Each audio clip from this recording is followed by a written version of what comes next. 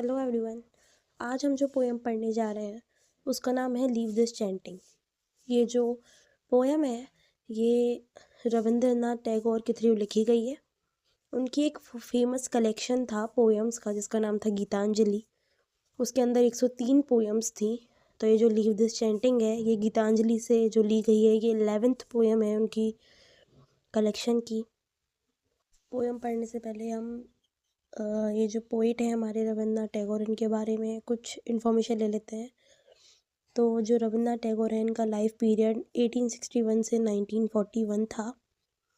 साथ ही ये एक पोइट थे, नोबलिस्ट थे, शॉर्ट स्टोरी राइटर थे और ड्रामेटिस्ट भी थे। साथ ही इन्हें इंग्लिश लिटरेचर के लिए नोबेल प्राइज़ मिला 1913 में। इनकी फेमस पोएम्स में सबसे पहले हम गीतांजलि ही लेते हैं। ये इनकी सबसे फेमस पोएम थी। इसके बाद द चाइल्ड, साथ ही स्ट्रीम ऑफ लाइफ और विद्रोही, ये इनकी फेमस पोएम है। तो बेसिकली ये जो पोएम है ये एक मैसेज है उन लोगों के लिए जो कि भगवान को मंदिरों में ढूंढते हैं, उनके लिए वर्शिप करते हैं, साथ ही भजन गाते हैं, कीर्तन करते हैं, मंत्रों का उच्चारण करते हैं। तो यहाँ पर जो हमारे पोइट हैं वो कह रहे हैं कि अगर तुम्हें वास्तव में भगवान से मिलना है, अगर तुम भगवान से वास्तविकता में मिलना चाहते हो, तो तुम्हें ये सब जो तुम दिखावा करते हो ना, उन्हें फूल चढ़ाना, अगरबत्ती चढ़ाना, ये तुम्हें छोड़ना होगा। तुम्हें भगवान को प्राप्त करने के लिए सिर्फ और सिर्फ एक चीज़ करनी है, वो है मेहनत, हार्ड वर्क। तुम अपनी पूरी श्रद्धा से हार्ड वर्क करो, भगवान का जो फेवरेट काम है वो करो। और साथ ही जो हमारे पोइट हैं रविंद्रनाथ टैगोर, वो कहते हैं कि तुम्हें मुक्ति क्यों चाहिए, क्या है ये मुक्ति। जब हमारे जो भगवान है उन्होंने ये संसार बनाया है, वो सभी लोगों को अपना मानते हैं, उनकी प्रार्थनाओं को सुनते हैं। जब वो खुद ही लोगों की प्रार्थनाओं से मुक्त नहीं होना चाहते, तो तुम्हें मुक्ति क्यों चाहिए। ये थी हमारी थोड़ी समरी। अब हम आगे अपनी पोएम की तरफ चलते हैं। तो यहाँ पर पोएट कह रहे हैं, leave this chanting and singing and telling of beads. अब हमारे जो पोइट हैं वो प्रीस्ट, पुजारियों से या जो भगवान की पूजा करते हैं, उन्हें मंदिरों में ढूंढते हैं, उनसे कह रहे हैं कि लीव दिस चैंटिंग। ये जो तुम्हारा दिखावा करना है ना, ये भगवान के नाम की रट लगाए रखना, उनके लिए भजन करना, सिंगिंग करना, टेलिंग ऑफ बीड्स यानी कि मंत्रों का जाप करना, उच्चारण करना, हुम डोस्ट यानी कि डज, दाऊ यानी कि you worship in this lonely dark corner of a temple with doors all shut. Poet कह रहे हैं कि तुम मुझे ये बताओ कि ये जो तुम मंत्रों का जाप कर रहे हो, भजन गा रहे हो, ये जो दिखावा कर रहे हो ना, ये तुम किसके लिए कर रहे हो। तुम मंदिर के सारे दरवाजे बंद करके अकेले एक कोने में बैठ करके तुम यहाँ पर किसे ढूंढ रहे हो, किसकी पूजा कर रहे हो। ओपन दाइन यानी कि योर आइज, अपनी आंखों को खोलो, एंड सी और देखो, योर दाई माने योर, कि जो तुम्हारे गॉड भगवान है इज़ नॉट बिफोर यू, वो तो तुम्हारे सामने नहीं है। तो यहाँ पर सिंपली जो रविंद्रनाथ टैगोर जी हैं वो क्वेश्चन पूछ रहे हैं उन लोगों से जो भगवान को मंदिर में ढूंढते हैं कि तुम मुझे ये बताओ, जो तुम अपना दिखावा कर रहे हो, मंत्रों का जाप, भजन करना, किसके लिए कर रहे हो तुम, ये अकेले बैठकर कमरे में, सारा सारा दिन तुम अकेले कमरे में बैठे रहते हो, नाम उनके जप करते हो, रटते रहते हो, तुम ये किसके लिए कर रहे हो। तुम्हारे सामने तो कोई भी नहीं है जो तुम्हारी ये सब बातें देख रहा हो। अब पोइट कह रहे हैं कि वो तुम्हारे सामने नहीं है, वो तो कहाँ पर है। He is there where the tiller is tilling. जो गॉड है ना वो तो वहाँ पर है जहाँ पर जो टिलर यानी कि हम यहाँ पर बोलेंगे कल्टीवेटर, किसान। टिलर यहाँ पर किसान के लिए आया है कि वह तो वहाँ पर है जहाँ पर जो किसान है वो ज़मीन जोत रहा है ताकि जो उसकी क्रॉप्स हैं वो उग सकें। और क्या कर रहा है, हार्ड वर्क कर रहा है। इतना जो ग्राउंड है उसे खोद रहा है।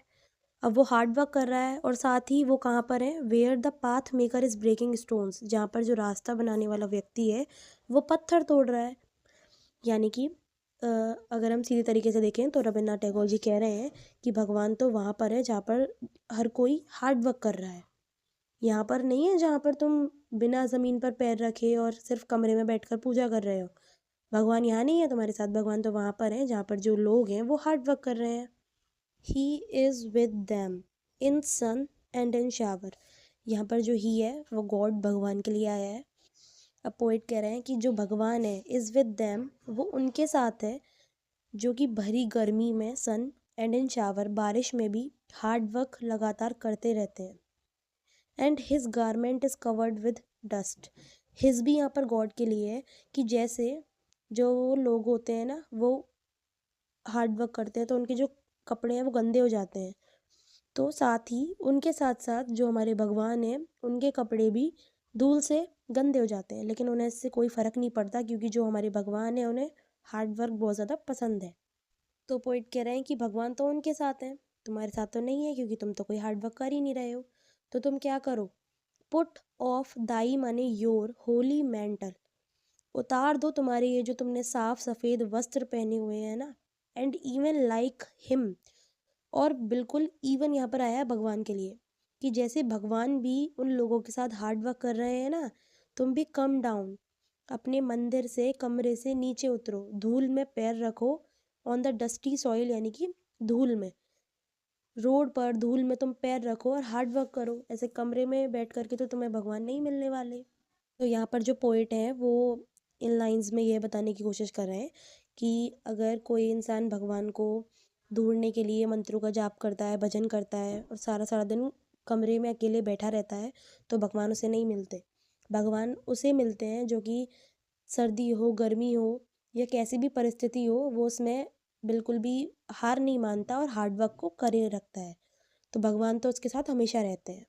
तो यहाँ पर पोइट उन लोगों से कह रहे हैं कि तुम भी एक कोने में मत बैठे रहो, बाहर आओ, काम करो, सोसाइटी के कामों में अपना हाथ बटाओ, तो भगवान तुम्हें ज़रूर मिलेंगे। अब आगे की लाइंस में पोइट कह रहे हैं डेलिवरेंस यानी कि मुक्ति।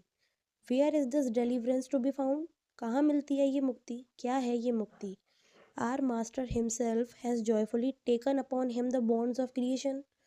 अब यहाँ पर पोइट कह रहे हैं कि जो भगवान है ना, उन्हें हार्ड वर्क बहुत पसंद है और वो उन लोगों से हमेशा जुड़े रहते हैं जो कि हार्ड वर्क करते हैं। जैसे भगवान से हम जुड़े हुए हैं ना, भगवान भी हार्ड वर्क करने वाले लोगों से हमेशा जुड़े रहते हैं। He is bound with us all for ever, और वो हमारे साथ हमेशा के लिए जुड़ जाएंगे अगर हम उनकी फेवरेट चीज़ करते हैं, और उनकी पसंदीदा चीज़ क्या है, हार्ड वर्क। तो मुक्ति तुम्हें क्यों चाहिए जब भगवान को ही उन लोगों से मुक्ति नहीं चाहिए जो हार्ड वर्क करते हैं, जिनसे भगवान जुड़े हुए हैं, क्योंकि भगवान ने संसार मंग बनाया है।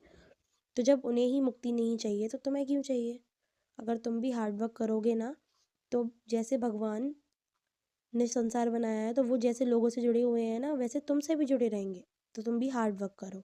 Come out of your meditations, ये जो तुम्हारा मेडिटेशंस करना है ना, ध्यान लगाना है भगवान के लिए, उसे उससे बाहर निकलो। And leave aside your flowers, और ये जो तुम उन्हें फूल अर्पित करते हो ना, इसे भी बगल में रख दो। एंड इंसेंस यानी कि अगरबत्ती वगैरह चढ़ाना भी बंद कर दो, यानी कि दिखावा छोड़ दो।